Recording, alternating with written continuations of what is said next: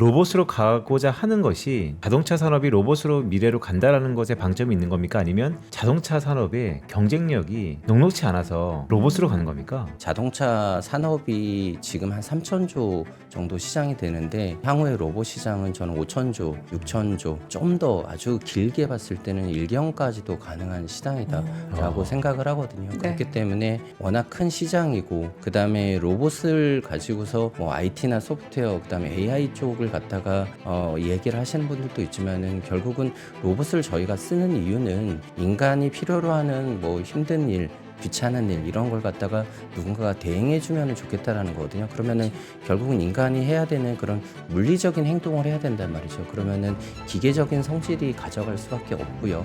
그 기계적인 성질 부분을 가장 잘 해줄 수 있는 제조업체는 자동차 회사다라고 생각을 합니다. 네, 월스트리트 모닝 브리핑 함께하고 있습니다. 이어서 글로벌 인터뷰 오늘도 빈센님 함께할게요. 어서 오세요. 안녕하세요, 빈센트입니다. 네, 오늘도 유니폼 입고 오셨네요. 아, 유니폼? 네, 이거 딱 하나증권 유니폼 같아가지고 제가 네. 볼 때마다 이거는 전체 직원들에게 이렇게 함께 공동구매해도 되게 좋겠다.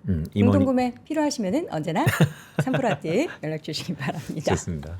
자, 오늘은 시장이 또 연속 이틀 올랐어요. 지난주 금요일에 반등을 했고 네. 어제 밤사이도 올랐는데 뭐 AI 랠리가 다시 재가동되는 거다 막 이렇게 약간 거창하게 헤드라인들이 많던데 오늘 우리 또 빈사님의 하루 하나는 뭘 준비하셨을까요? 네, 오늘은 함축적이자 함축적인 단어들인데요. 화면에 보시는 것처럼 네. 한번 맞춰보실래요? 철자 반바영 뭐예요? 철 네, 강, 철강 자동차 네. 반도체 바이오 영화까지. 영화 다 관세하는 거 맞습니다. 네, 트럼프의 관세는 어디까지 갈까요? 네. 기본적으로 철자 반바영이라는 말씀을 드렸는데요. 이 다음 넥스트 품목은 무엇일까라고 보면 네. 결국 미국이 가장 중요로 하는 것 또한 미국이 전 세계적으로 가장 헤게모니를 가지고 싶어 하는 것 중에 하나가 계속해서 생각해 보면 볼수록 다음은 넥스트는 무엇일까? 혹시 고용 없는 성장의 대명사 로봇이 아닐까? 라는 생각도 조심스럽게 해봤던 하루입니다. 로봇에다가 관세를 부과한다고요? 중국이 로봇이 워낙 잘하니까. 근데 뭐 미국도 자체적으로 로봇 기술이 있고 한데 네. 과연 로봇을 수입할까요, 미국이? 물량의 측면일 것 같은데 아, 이런 궁금증을 오늘 이분이 풀어준다고 하시죠? 네. 네. 바로 또 소개를. 자, 이분이 미국 현지에 얼마 전에 또 다녀오셔서 저희가 그런 따끈따끈한 소식을 전달받기 위해서 한번 어렵게 모셨습니다. 하나증권 송선재 애널리스트 함께합니다. 어서 오세요. 어서 오세요. 네. 시차 적응은 좀 되셨어요? 시차보다도 워낙 한번 뭘 하면 되게 열심히 하는 스타일이잖아요. 목감기 바로 걸려갖고. 목감기 걸린 건 네. 제가 봤을 때는 시차로 인한 약간의 이제 면역 체계가 조금 붕괴되셔서 그렇죠. 네, 좀 시차 문제도 있었고 가서 또 갔다 고생하셨구나. 오자마자 또 레포트 작업을 또 해야 되니까 또 그러면서 좀 무리가 갔던 것 같습니다. 어떻게 센터장님께 한 말씀 하세요. 그러면 갔다 오자마자 시키지 마셔라. 조금 휴가를 열심히 달라. 하겠습니다. 자, 아니 다녀오셔서 뭐 어떤 부분을 오늘 이야기해 주실 건지 일단 네. 골자부터 좀 몇 가지 알려주시겠어요? 사실 뭐 저희가 보스턴 다이나믹스라는 회사를 이제 방문을 했었는데 네. 뭐 갔다고 해서 연구원들을 뭐 세세하게 뭐 만나서 이 제품 어떠냐 이런 걸 갖다가 물어보기는 힘들어요. 네. 상당히 그 보스턴 다이나믹스라는 회사 자체가 약간 방위 산업과 연관이 있기 때문에 보안이 굉장히 철저합니다. 사실 들어갈 때도 저희는 공항 수속하는 줄 알았어요. 그러니까 뭐 사진도 찍고 신분증 제시하고 네, 뭐 이런 식으로 했거든요. 그래갖고 굉장히 조금 그 제한된 정도의 그 방문 정도였다라고 보시면 돼요. 뭐 다만 가서 이제 공장이라기보다는 연구소죠. 연구소를 좀 둘러보고 연구원들 핵심 이제 관계자들과 이제 미팅도 했었고요. 뭐 박물관도 좀 보고 그랬습니다. 그러니까 투어 코스가 있겠죠? 투어 코스가 있을 것 같습니다. 저는 정확히 모르겠는데 네. 일단 뭐 그 들어가자마자 오른쪽에 박물관이 크게 있거든요. 그래서 보스턴 다이나믹스의 과거 제품을 어떻게 개발을 했고 뭐 이런 히스토리를 갖다가 설명을 해주거든요. 그리고 나서 실제로 이제 연구소 안으로 들어가서 네. 그 연구소에서 이제 최근에 이제 저희가 동영상으로 많이 보는 그 로봇에 대해서 시운전과 여러 가지 질의응답을 하게 됩니다. 그리고 나서 이제 회의실로 옮겨갖고 그 이제 최고 연구 개발자들 네. 이런 사람들과의 이제 미팅이 있었습니다. 보통 그러면, 네, 보통 그런 연구소 아니면 이런 기업체 방문하고 나면 기념품 같은 거 주잖아요. 굿즈. 네, 굿즈 같은 거. 기념품은 없었습니다. 아 그래요? 네. 로봇 안 아쉽네. 주는구나. 네. 로봇은 없었습니다. 뭐 로봇 이렇게 조그만 피규어라든지 저도 좀 기대를 했었는데 기대하셨어요? 네, 스팟 조만한 거라도 좀 줄까 했는데 네, 그런 건 배지라도. 없더라고요. 아직 준비가 안 됐나 보네요. 그럼 굿즈 네. 사업에 있어서는 아직까지 뭔가 네. 감이 없으신 것 같은데 관련자 분들 보시면은 저희에게 연락 주시면 저희가 또 우리가 기똥차게 만든다고? 뭐 다죠 뭐. 삼프라텔에서는 못하는 게 없으니까. 네. 아니 근데 그 보스턴 다이나믹스만 다녀오신 거예요? 아닙니다. 그 현대차 그 조지아에 있는 그 전기차 공장도 방문을 했었습니다. 그게 이번에 문제가 된 그 공장 아니에요? 그 공장 안에 있는 네. 배터리 공장, 어. 그러니까 그 HMGMA라고 하는 네. 이제 메타플랜트 아메리카 부지에 굉장히 많은 회사들이 있습니다. 그래서 현대차의 조립 공장도 있고 네. 그 옆에 현대제철, 현대모비스 모듈 공장도 있고 현대글로비스 그 공장도 있습니다. 그리고 네. 그 옆에 HLGA 배터리라고 해서 이번에 이제 그 문제가 되었던 그 공장도 있습니다. 네. 공장을 다양하게 방문하셨는데 일단 오늘은 먼저 보스턴 다이내믹스 이야기를 쭉 듣고 이제 저희가 이제 시간이 허락이 된다면 그 현대차 공장 이야기도 좀 전화 드리면 좋을 것 같습니다. 보스턴 다이내믹스 공장을 근데 왜 가신 거예요? 아무래도 네. 이제 현대차 그룹의 차세대 먹거리로 이제 로봇을 갖다가 점 찍었잖아요. 네. 그래서 현대차 그룹이 2021년도에 이 보스턴 다이나믹스라는 회사를 산 상황이고 그쵸. 그러면서 이제 로봇 개발이 어느 정도까지 진척이 되고 있는지 이런 걸 확인하기 위해서 갔습니다. 차세대 먹거리다. 결국 현대차가 나중에 로봇으로 가고자 하는 것이 지금의 이 글쎄요, 뭐 자동차 산업이 로봇으로 미래로 간다라는 것에 방점이 있는 겁니까? 아니면 자동차 산업의 경쟁력이 녹록치 않아서 로봇으로 가는 겁니까? 뭐 일단 시장이 있으니까요. 워낙 커질 시장이고 제가 지난달에 나왔을 때도 말씀드렸지만은 자동차 산업이 지금 한 3천조 정도 시장이 되는데 향후에 로봇 시장은 저는 5천조, 6천조 그리고 뭐 좀 더 아주 길게 봤을 때는 1경까지도 가능한 시장이다라고 생각을 하거든요. 네. 그렇기 때문에 워낙 큰 시장이고 그다음에 로봇을 가지고서 뭐 IT나 소프트웨어 그다음에 AI 쪽을 갖다가 얘기를 하시는 분들도 있지만은 결국은 로봇을 저희가 쓰는 이유는 인간이 필요로 하는 뭐 힘든 일 귀찮은 일 이런 걸 갖다가 누군가가 대행해 주면 좋겠다라는 거거든요. 그러면은 결국은 인간이 해야 되는 그런 물리적인 행동을 해야 된단 말이죠. 그러면은 기계적인 성질이 가져갈 수밖에 없고요.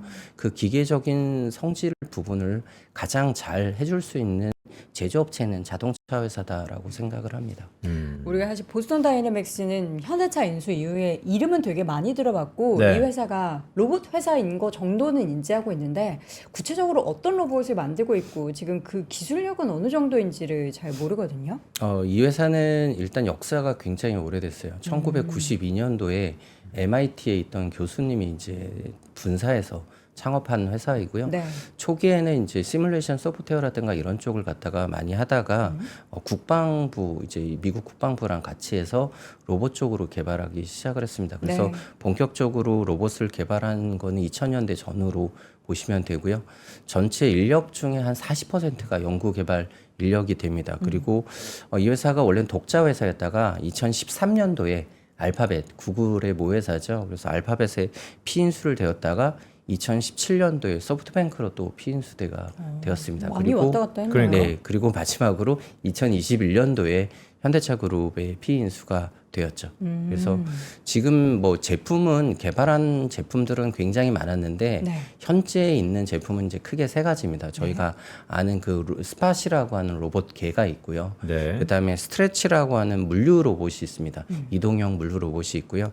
그다음에 마지막으로 이제 사람들이 가장 관심을 가지는 게 이제 휴머노이드 로봇인 아틀라스라는 제품을 가지고 있습니다. 아틀라스. 네. 그러니까 휴머노이드 로봇 개발한다고 쭉 듣고 있는데 제품 좀 더 구체적으로 어떤 제품입니까? 저 지금 사진에 나와 있는 네, 게 다 개발된 이 거예요? 오른쪽에 이제 보시는 이제 그 제품들이 아틀라스의 초창기 모델부터 최근 모델까지거든요. 네. 이 제품은 2013년도에 최초 공개가 됐고요. 2021년도에 본격적으로 이제 유압식으로 개선된 모델이 나왔습니다. 그리고 2024년도에 기존에 이제 유압식을 은퇴시키고 전동식으로 다 바꿔버렸죠. 네. 그래서 현재 수준에서는 저희가 왼쪽에 보는 요 제품, 요게 이제 저희가 이 아틀라스라고도 하고 아틀라스 3세대라고도 하는 요 모델을 가지고 있는 회사이고요. 이 회사는 1초에 한 2.5m 정도 걸을 수 있는 보행 속도를 가지고 있고요. 1초예요? 2.5m요? 네. 이게 뭐야? 엄청 빠르잖아요. 아니 뭐 그렇게 뭐 점프하고 다니는 거? 그냥 인간 정도의 수준으로 걸어 다닌다라고. 네, 뭐 그 정도는 걷습니다, 충분히. 아, 네. 2.5m가 생각보다 그렇게 길지 않. 저기 저 앞이에요. 1초면 가요. 축지법 그런가? 안 써도 돼요. 네. 그렇구나. 그 동영상을 보시면은 뭐 뛰어다니거나 그런 거는 굉장히 많이 볼 수가 있어요. 그리고 아틀라스의 기존의 이제 유압식의 장점이었던 게 이 보스턴 다이나믹스가 워낙 이름이 다이나믹스잖아요. 네. 그러니까 다이나믹한 기술, 그러니까 이 인체를 활용해서 뭐 걷고 뛰고 이런 쪽에 대한 제어 기술은 굉장히 뛰어납니다. 근데 이제 유압식을 포기하고 이제 전동식으로 갔던 이유가 저희가 뭐 로봇을 쓰는 이유가 뭐 서커스를 하려고 하는 건 아니잖아요. 네. 그래서 결국은 반응 속도가 좀 뛰어나야 되고 그다음에 실용적이어야 되죠. 그래서 전동식으로 좀 많이 바뀌고 있는 추세이고요. 향후에 뭐 운반 로봇이라든가 서비스 로봇, 물류 로봇 이런 쪽에 많이 쓰일 예정으로 있습니다. 아틀라스 얼굴을 보니까 저희 카메라인가요? 센서입니다. 센서예요. 네, 센서 그쵸. 되게 크네요. 카메라가 들어가 있겠죠. 얼굴이 저기 약간 저기 디스플레이면은 표정이 이렇게 나와도 재밌겠네요. 웃고 화나고 네. 무표정. 이 현대차 그룹의 2021년에 최초 인수가 됐는데 그 전에 구글 그리고 소프트뱅크가 인수를 했다가 어쩌다가 현대차가 이렇게 인수를 하게 된 뭐 걸까요? 소프트뱅크는 잘 아시겠지만 PF잖아요. 그러니까 이제 매각을 해야 될 상황이었고 네. 그 당시에 이제 현대차 그룹은 로봇에 대해서는 관심이 꽤 있었던 회사였고 그래서 양측의 이해가 좀 맞았던 것으로 보입니다. 그래서 2021년도 6월 달에 지분 80%를 샀어요. 지분 80%를 샀는데 지분 구조가 조금 재미있습니다. 첫 번째로 현대차가 30% 지분을 샀고요. 네. 그다음에 현대모비스가 20%, 현대글로비스가 10%를 샀습니다. 그래서 그룹의 회사가 세 군데가 참여를 했고요. 특이하게 정의선 회장이 지분 20%를 사재로 샀습니다. 그래서 이 네 개의 주체가 총 880억 달러, 그러니까 한화로 1조 원 정도로 샀고요. 그때 당시에 이제 총 기업 가치는 1조 2,500억을 이제 산정을 해서 지분 80%를 샀습니다. 그래서 기존의 대주주였던 소프트뱅크가 지분 100% 중에서 80%를 팔고 20%만 보유를 했습니다. 근데 요 보유를 하는 과정에서 소프트뱅크가 이제 풋옵션을 가져가게 됐죠. 그래서 네. 요게 최근에 이제 뭐 상장과 관련된 그런 그러게요. 루머를 갖다가 많이 이제 발생시키는 주 원인입니다. 루머예요? 그러니까 이게 뭐 루머라고 하기에는 좀 어렵지만은 그러니까 시장의 기대감이었죠. 왜냐면은 이 소프트뱅크가 이 풋옵션을 가지고 있었던 조건이 여기 오른쪽에 보시면은 거래 종료일부터 4년 이내에 발행회사의 상장이 결정되고 상장 결정 통지일부터 20일 내에 매수인들에게 통지하는 경우, 그러니까 4년이라고 한다면 2021년도에 거래가 종료가 되었으니까 2025년도에 이 풋옵션을 행사할 수가 있는 거죠. 그러니까 4년 지나서 상장을 하게 되면은 이제 상장하게 되는 거고, 상장을 하지 않는다라고 한다면 이제 풋옵션을 갖다가 행사할 수 있는 이런 조건을 가지고 있었던 거죠. 네. 그러다 보니까 4년 차인 올해 상장하지 않겠냐 뭐 이런 기대감이 좀 시장에 나왔던 거였고요. 그리고 내년에도 아마 6월 달에 전후로 또 이런 얘기가 또 나올 겁니다. 왜요? 왜냐하면은 5년 차 때도 또 아. 풋옵션 조항이 있습니다. 보시면 3번에 보시면은 네. 거래 종료일부터 5년 이내에 발행회사가 상장하지 않고 그로부터 뭐 이제 30일 내에 통지하는 경우 이렇게 풋옵션을 행사할 수 있다라고 나오거든요. 그래서 요 조항 때문에 4년 차, 5년 차인 올해 6월, 내년도 6월에 상장 이야기가 계속 나올 수밖에 없는 그러니까요. 시기적으로 보면 2021년은 코로나 직후 네. 그때 현대그룹에서는 뭐 확실하진 않겠으나 적어도 한 5년 안에 상장 가능성이 높지 않겠느냐라는 생각을 했었던 것 같은데 네. 중요한 거 위원님은 어떻게 보세요? 저는 굳이 뭐 풋옵션이라는 게 소프트뱅크가 들고 있는 거고 소프트뱅크가 풋옵션을 행사하게 되면 뭐 사전에 정한 가격으로 하겠죠. 근데 최근에 로봇 회사들의 기업 가치가 굉장히 많이 올라가고 있는 이 상황 속에서 굳이 무리하게 그 풋옵션을 행사할까라는 측면에서 본다면은 저는 풋옵션을 행사하지 않을 가능성이 더 크다라고 생각을 합니다. 그리고 만약에 그렇지 않는다면은 결국은 언젠가는 지분을 매각을 해야 되는 입장이고 소프트뱅크 입장에서는 그러면은 보스턴 다이나믹스가 기업 가치가 가장 평가받기 좋은 시기 그러면 아틀라스가 아마 상용화되고 전후 정도가 되지 않을까라고 생각을 합니다. 그러면은 아틀라스가 지금 상용화 일정이 2028년 정도이거든요. 그래서 그 시점 정도가 상장의 적기가 아닐까라고 생각하고 있습니다. 사실 뭐 그러한 풋옵션 얘기도 있지만 정의선 회장의 뭔가 그런 자금 마련을 위해서도 할 것이다. 뭐 네. 이런 내용까지 전해지면서 저 정말 연내하는 줄 알았거든요. 네, 그렇게 기대를 많이 하셨죠. 네, 그러나 그 가능성에 대해서는 확실히 기업의 가치를 충분히 받을 수 있는 시점, 2028년에야 오히려 가능성이 조금 더 높을 수 뭐 있다. 제가 뭐 기업의 내부 사정을 네네네. 정확히 알지는 못합니다만은 저라면 그렇게 하지 않을까라고 생각하고 있습니다. 네. 근데 뭐 왕왕 있는 얘기긴 한데 정의선 회장이 사재를 털어서 지분을 확보했어요. 네. 이게 뭐 전략적인 판단이 있는 건가요? 뭐 여러 가지가 있겠지만 그만큼 이제 로봇 사업에 대해 어느 정도 진심을 좀 보여주신 게 아닌가라고 생각을 하고 있고요. 근데 뭐 지금 현재 그 최초에 그렇게 지분 구조가 같지만은 지금은 좀 약간 지분 구조가 좀 바뀌기는 했어요. 물론 정혜선 회장의 지분율은 그때보다 조금 더 높아졌습니다. 22% 정도로 네. 올라가 있는 상태이고요. 아까 앞서서 말씀드렸듯이 이제 기아가 안 들어가 있다라는 게 참 눈에 띈다라고 말씀드렸는데 네. 그 1년 정도 지나서 2022년도에 현대차 그룹이 그 지분 구조를 조금 바뀌어요.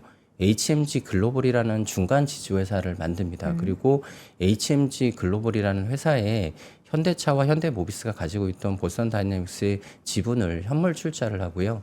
기아는 이제 현금으로 출자를 합니다. 그래서 HMG 글로벌의 지분을 5대 3대 2로 가져가는 구조가 되고 HMG 글로벌이 이제 보스턴 다이내믹스의 지분을 50% 확보를 합니다. 그리고 정의선 회장이 20% 그리고 현대글로벌스가 10%를 계속 가지고 있는 상황인데 네. 그 이후에 이제 3년 동안 계속 보스턴 다이내믹스가 증자를 합니다. 매년 증자를 하거든요. 네, 그 증자를 하는 과정에서 소프트뱅크는 참여를 하지 않아요. 그래서 현대차 그룹만 참여를 하게 되고 그러면서 결국은 그 현대차 그룹의 지분율이 최초 80%에서 현재는 87.6%까지 올라가 있습니다. 그리고 개인적으로 아까 말씀드린 정혜선 회장의 지분도 2020%에서 21.95%까지 올라가 있는 상태입니다. 지금 말씀을 지분 구조 그러니까요. 여기 사진으로도 저희가 좀 준비를 했는데 이 내용 보시면은 확인을 해 보실 수 있을 것 같고 저는 그러니까 보스턴 다이내믹스 현대차 그룹이 인수했다. 그러니까 그만큼 뭔가 실력이 있는 그리고 업력이 한 30년 넘게 네. 이어졌기 때문에 분명히 실력이 있다라는 것은 그 업력에서도 볼 수 있겠고 투자를 당연히 많은 빅테크 기업들도 했고 근데 그 다양한 미국의 로봇 기업들 중에서 우리 지금 최근에 뭐 테슬라도 휴머노이드 로봇 만들고 있고 해서 많잖아요. 네. 그 중에서 보스턴 다이내믹스가 어느 정도 위치일지가 궁금한데. 선두권이라고는 생각은 합니다. 뭐 일단 현재 상황에서 누가 보더라도 가장 앞서가 있다라고 생각되는 거는 네. 이제 테슬라의 옵티머스가 될 것으로 생각을 하고 있고요. 그래요? 네, 뭐 근데 하드웨어 기술적인 측면에서 사실 그렇게 뭐 차별화가 그렇게 뛰어나다라고 생각하지는 않아요. 근데 이제 결국은 로봇이라는 것도 결국은 하드웨어 제어 기술을 넘어서는 결국은 AI 기술로 가야 될 거고 네. 그 AI와 관련해서 가장 경험이 풍부하고 실력 있는 거는 테슬라니까 그 부분에서의 강점은 분명히 있죠. 보스턴 다이나믹스는 일단 계속 앞 서두에서 말씀드린 것처럼 회사 이름 자체가 다이나믹이고 워낙 이제 이런 하드웨어 제어 기술 쪽에서는 업력도 뛰어나고 기술력도 좋습니다. 네. 근데 좀 상대적으로 AI 부분에 대한 투자는 조금 늦었던 편이거든요. 이 회사가 2022년도에 이제 그 보스턴 다이나믹스 AI 연구소라는 이제 AI 연구소를 만들어요. 네. 보스턴 다이나믹스가 지분 한 5% 가져가고 나머지 95%에 대해서 현대, 기아, 모비스가 5대 3대 2 비율로 가져가면서 이제 AI 관련된 회사를 만들었고요. 그 회사를 통해서 AI 부분에 대해서 좀 투자는 하고 있습니다. 그리고 엔비디아랑 로봇 플랫폼 관련된 제휴도 했고요. 그다음에 도요타 리서치 연구소랑 거대 행동 모델 관련해서 또 협업도 하고 있습니다. 그래서 여러 가지 부분에서 AI 부분을 좀 강화하려고 노력은 하고 있는 상태입니다. 여러 요인에서 AI를 강화하려고 한다.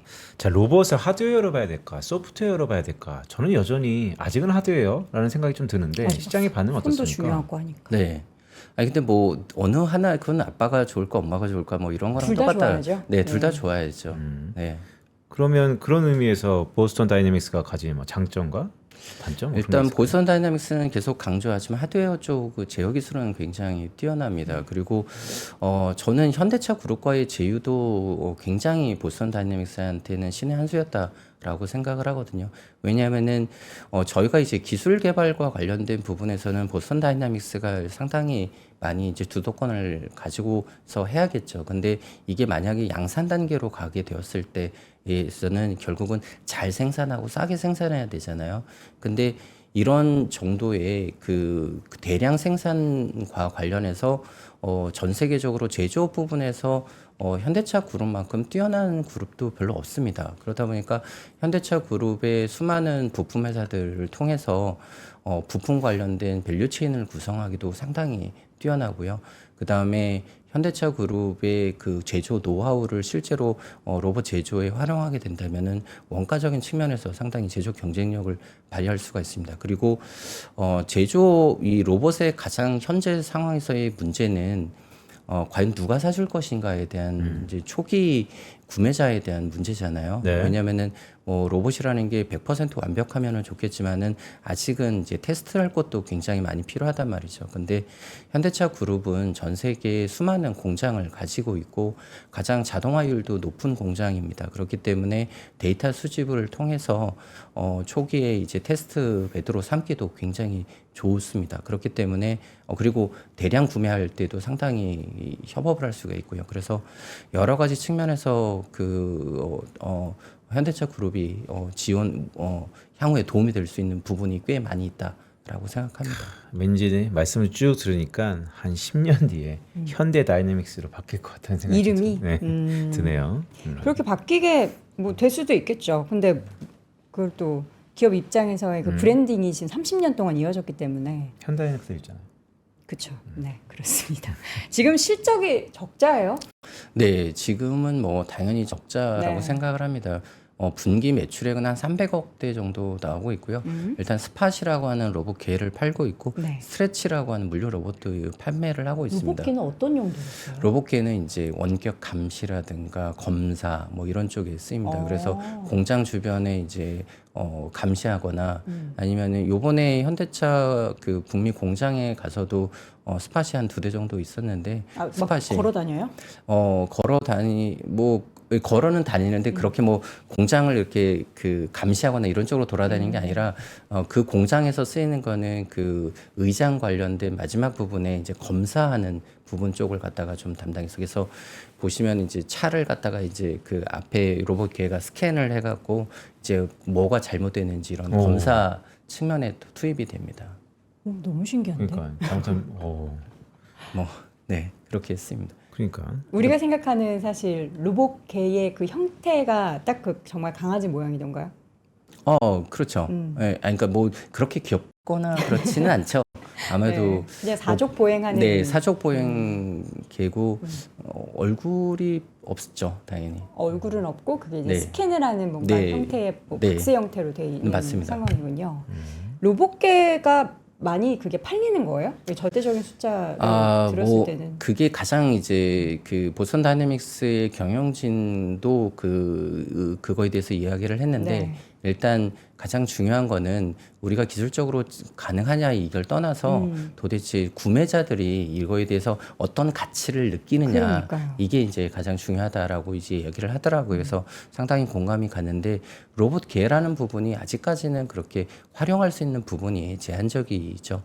그러니까 뭐 저희가 일반 가정에서 쓰기는 상당히 어렵죠. 뭐 펫으로 쓸 수는 있겠지만은 누가 펫으로 쓰는데 1억을 쓰지는 않잖아요. 그러니까 결국은 저희가 산업 현장에서 뭐 감시라든가 위험한 곳의 인명 구조 관련돼서 이제 사람들을 발견하거나 아니면은 이제 아까 말씀드린 검사라든가 이런 쪽에서 제한적으로 쓸 수밖에 없습니다. 그러다 보니까 전체 매출액이 그렇게 크지는 않아요. 지금 분기별로 보스턴 다이내믹스 매출액이 한 300억대 정도 나오고 있고 네.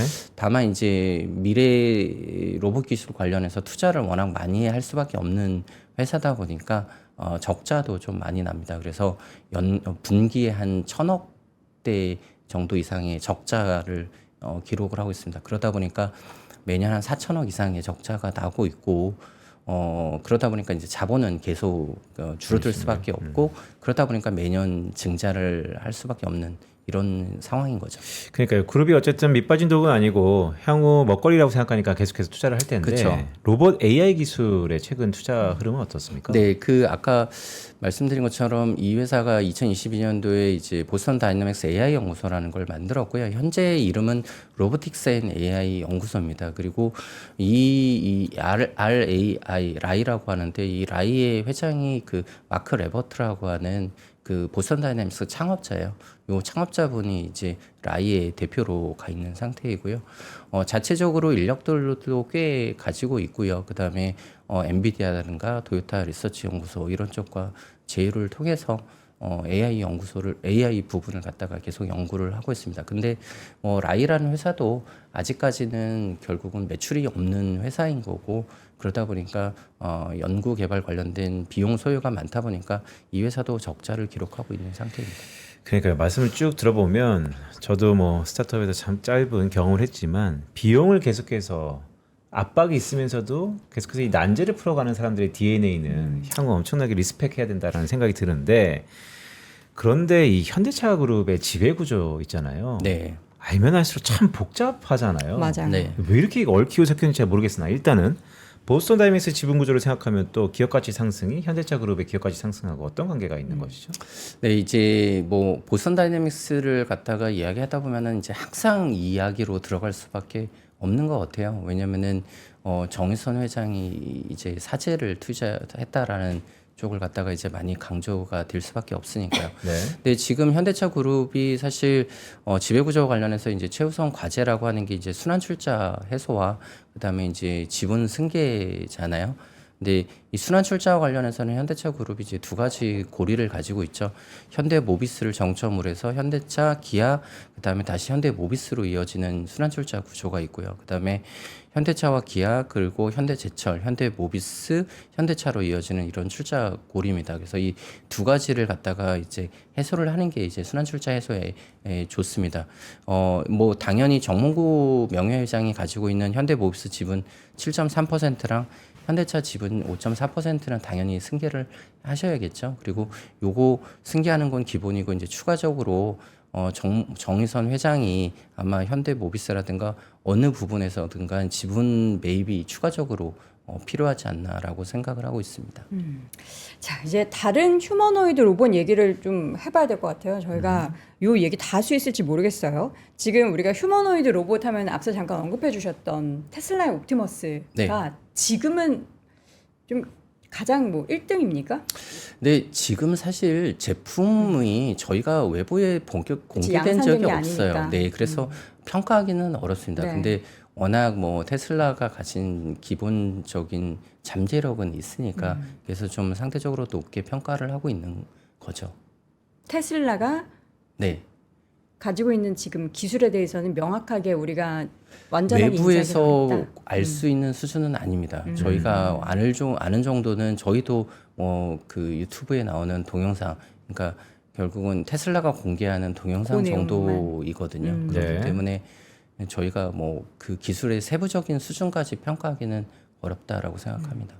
그러니까 이번에 한번 가보신 김에 보스턴 다이내믹스를 시작으로 뭐 테슬라 옵티머스까지 쭉 한번 로봇 탐방을 이렇게 한번 갔다 와야 되는 거 아니었어요? 초대해줘야지 네, 가는 거 뭐, 아니에요? 아 초대해줘야지 가는 건가? 갈수 아니요. 있잖아요. 갈수 있어요? 회사에서 비용을 대주면 됩니다. 네. 죄송합니다. 네. 네. 그런 거구나. 네. 근데 어쨌든 지금 테슬라에서는 올해 3세대에 대한 상용화 얘기를 하고는 네. 있는데 그게 스케줄대로 과연 될지 지금 모르겠네요. 일단 늦어졌죠. 네. 올해 이제 출시를 해서 수천 대를 생산해서 자사 생산 라인에 배치를 하겠다라고 했는데 지금 여러 가지 문제로 인해서 지금 계속 지연이 되고 있고 그렇죠. 알려진 바로는 수백 대 정도는 생산해서 배치하고 있다라고 얘기를 하는데 저희가 외부적 입장에서는 알기는 아직은 어렵고 지금 현재 스케줄상으로는 2026년도로 조금 지연된 것으로 파악은 되고 있습니다. 네. 지연되었다. 네. 중국은 어떻습니까? 유니트리 잘하는 것 같은데. 유니트리라는 회사는 저희가 이제 그 동영상으로 많이 보는 이제 G1이라는 모델이죠. 네. 그 회사는 좀 작아요, 모델이. 그러니까 일반적인 다른 휴머노이드 로봇이 한 170cm 정도인데 요 모델은 130에서 140 정도 되는 작은 모델이고 작은 모델이다 보니까 좀 더 그 구현할 때 다이나믹하게 할 수가 있습니다. 그러다 보니까 쿵푸 로봇이다 이런 식으로 좀 많이 알려져 갖고 네. 이렇게 하고는 있고요. 그러다 보니까 가격도 좀 더 상대적으로 싸요. 그래서 얼마예요? 1,000만 원대, 2,000만 원대 이렇게까지 나온다라고 하는데 좋네. 네, 근데 그 부분도 조금 아직은 좀 검증이 필요합니다. 왜냐면은 가장 저희가 생각하는 깡통 로봇 정도 수준일 수도 있고, 그 다음에 어느 정도 기능이 들어가 있는지에 대해서는 저희가 비교하기가 조금 어렵거든요. 엄청 그렇기 큰 때문에. 피규어일 수도 있잖아요. 그냥 걸어다니는. 그럴 수 있겠죠. 그러다 네. 보니까 이제 효능적인 측면에서 봤을 때 과연 이제 가성비가 있느냐 네. 이런 측면도 좀 따져봐야 될 것으로 생각을 합니다. 유니트리는 아마 좀 주목을 받는 게 지금 올해 말쯤에 중국 시장에서 상장을 갖다가 계획을 하고 있거든요. 네. 그러다 보니까 이 회사가 지금 한 10조 원 정도에 상장한다 이런 얘기가 좀 나오고 있거든요. 그럼 10조. 유니트리가 만약에 이제 상장을 하게 되면은 전 세계 로봇 회사에 대한 밸류션의 기준을 하나 그러네요. 제시할 수가 있기 때문에 그 점은 좀 관심 있게 봐야 됩니다. 바로미터가 된다라는 거죠. 피규어 AI는 어때요? 피규어 웨이라는 회사는 굉장히 독특한 회사입니다. 이 회사는 설립된 지 몇 년 안 됐어요. 네. 몇 년 안 됐는데 이 회사는 이제 최초에 이제 하드웨어보다는 로봇 AI 부분과 관련해서 굉장히 강조를 많이 했던 회사거든요. 그래서 초기에는 이제 그 오픈 AI랑 제휴를 했다가 네. 작년도에 이제 자체 그 로봇 AI를 갖다가 이제 헬릭스라는 거거든요. 요걸 갖다가 출시를 하면서 굉장히 그 시장에 관심을 많이 받았습니다. 헬릭스 장표가 하나 있죠. 이건가요? 오른쪽인가요? 네, 네. 네. 손밖에 안 보여가지고 그러니까 요 요게 옆에가 이제- 형태고 손으로 이제 무엇을 할 수 있는지 네, 무엇을 할 수 있는지 이런 걸 갖다가 보여주는 겁니다. 이게 로봇이 손기술이 되게 중요하다면서요. 손기술. 네, 손기술이 네. 중요하죠. 손기술이 중요한데 사실 이 헬릭스라는 모델은 손기술도 그 관련이 있지만 네. 결국은 뇌와 관련된 거거든요. 어떻게 행동을 하고 판단하고 이런 쪽을 갖다가 하는 약간 소프트웨어 AI 기술입니다. 네. 손기술. 그래서 지금 저 사진이 뭘 의미하는 거예요? 저 구분한다는 왼쪽에 건가요? 보시면은 이게 이제 냉장고를 갖다가 여는데 이거 굉장히 유명한 동영상인데 한번 유튜브 가서 보시면 되겠는데 사람이 와갖고서 이제 그 쇼핑 바구니를 주죠. 그래서 내가 지금 쇼핑을 보고 왔는데 이거를 그 냉장고에 넣어야 될지 아니면 서랍에 넣어야 될지 정리해줘. 너희들이 판단을 해서 이걸 정리해라라고 이제 명령을 딱 그 말을 합니다. 그러면은 이제 로봇 두 개가 그걸 갖다가 이제 판단해서 하나는 냉장고를 열고 거기서 이제 오래 상할 것 같으면은 냉장고에 넣고 아니면은 이제 사과나 이런 거는 실온에 서랍에다가 넣고 실온에 보관하고 이런 식으로 이제 판단을 하는 거죠.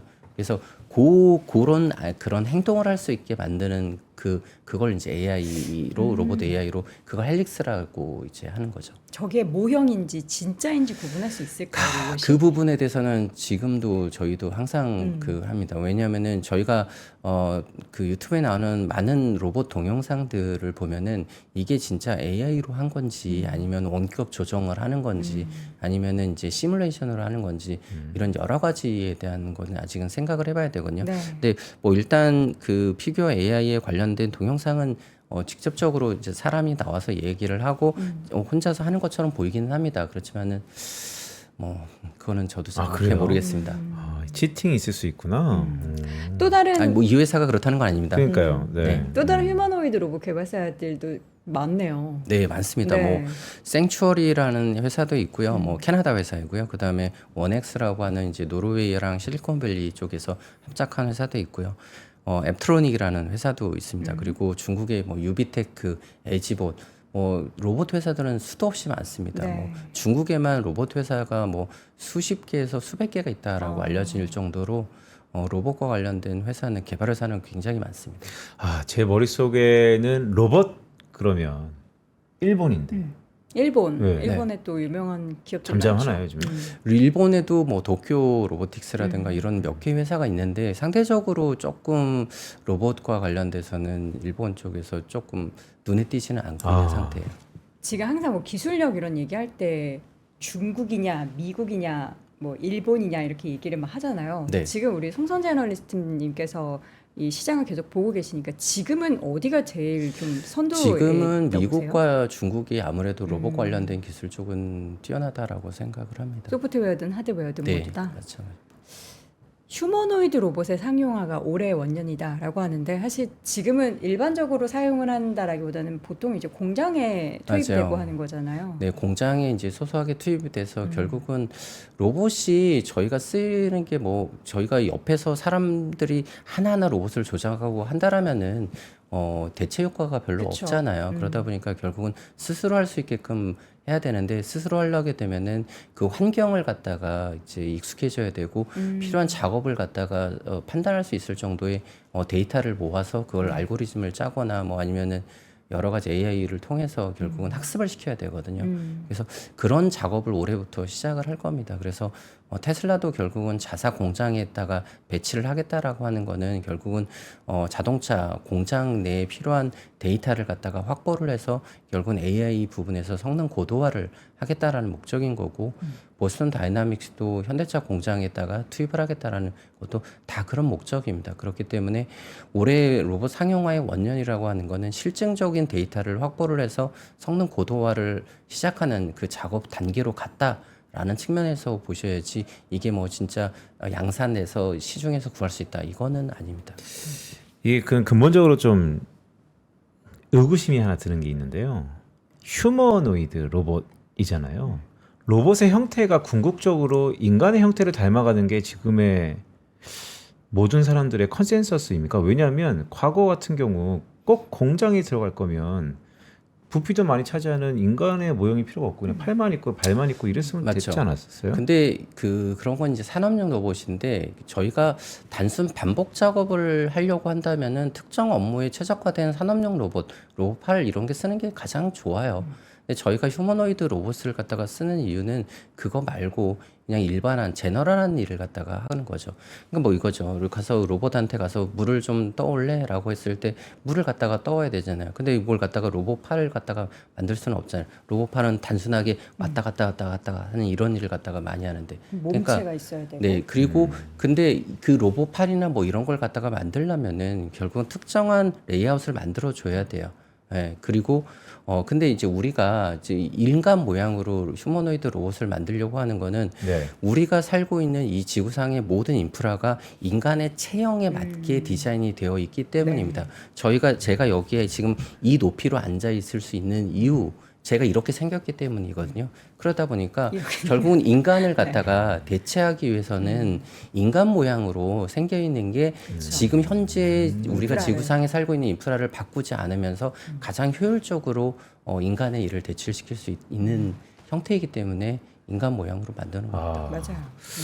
완전히 이해가 쏙 되는데요. 그러니까 우리가 네. 만약에 로봇 값이 막 되게 뚱뚱하게 나오거나 부품이 많이 들어가야 돼서 뭐 직사각형을 만들거나 하면은 지나다닐 수가 없잖아요. 일반적인 그런 루트. 그러면 만약에 뭐 여도원을 대신해서 진행자 로봇을 만든다. 그러면은 이렇게 앉을 수 있는 그 형태로 만들어야 되니까 그냥 인간하고 똑같이 만드는 게 다른 계산 안 하고 그렇죠. 제일 그러니까 비용적인 편하겠죠. 측면에서 현재 지구상의 모든 인프라를 감안했을 때 가장 효율적이다. 자, 시간이 너무 짧네요. 사실 현대차 다녀오신 얘기도 너무 듣고 싶고 했는데 우리 연구원님께서 다녀오신 보스턴 다이내믹스 향후의 미래를 어떻게 기대하고 계십니까? 근데 뭐 저는 로봇 산업에 대해서는 긍정적인 생각을 기대를 가지고 있는 상태이고 그 안에서 뭐 저희가 뭐 이제 이런 얘기를 할 때마다 이제 항상 할 때 많은 분들이 자꾸 이제 보스턴 다이나믹스와 테슬라를 비교하고 유니티랑 비교하고 이런 식으로 해서 되겠어 뭐 이런 얘기를 갖다가 많이 하시거든요. 네. 근데